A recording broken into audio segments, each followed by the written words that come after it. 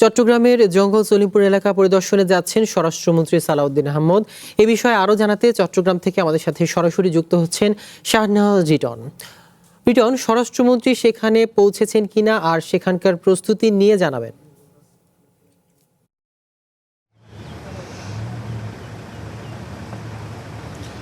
সিয়াম, স্বরাষ্ট্রমন্ত্রী একটু আগে চট্টগ্রাম অবতরণ করেছেন। বিমানবন্দর থেকে তিনি এই জঙ্গল সলিমপুরের উদ্দেশ্যে ইতিমধ্যে রওনা দিয়েছেন। আমরা আশা করছি হয়তো 15 থেকে 20 মিনিটের মধ্যে তিনি পৌঁছে যাবেন। এর মধ্যেই স্বরাষ্ট্রমন্ত্রীর পরিদর্শন উপলক্ষে এখানে যৌথ বাহিনীর বিশাল একটি মহড়া আছে। গতকালকে থেকে তারা চিরুনি অভিযান করে এই এলাকাটিকে নিশ্চিদ্র নিরাপত্তা ব্যবস্থা নিশ্চিত করেছে। আমি যদি দেখাই এখানে যে এমন কোনো টিম নেই যে আইনশৃঙ্খলা রক্ষা বাহিনী, তাদের মোটামুটি সবগুলো টিমই এখানে উপস্থিত আছেন। গতকালকে যে তারা চিরুনি অভিযান ডগ স্কোয়াড দিয়ে এই পুরো এলাকাটি সুইপ করেছেন। এখন দলে দলে বিভিন্ন বাহিনী, বিশেষ করে পুলিশ, র্যাব, আনসার, এগুলোর বাইরেও যে যৌথ বাহিনীর বিভিন্ন টিম সেখানে অংশগ্রহণ করছে।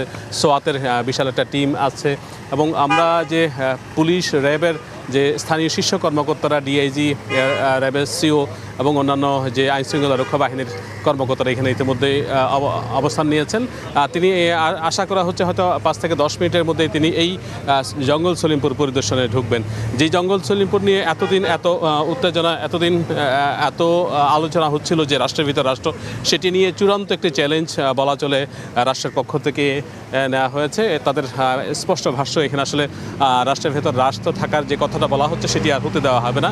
যে কোনো মূল্যে রাষ্ট্রের কর্তৃত্ব তারা এস্টাবলিশ করবেন।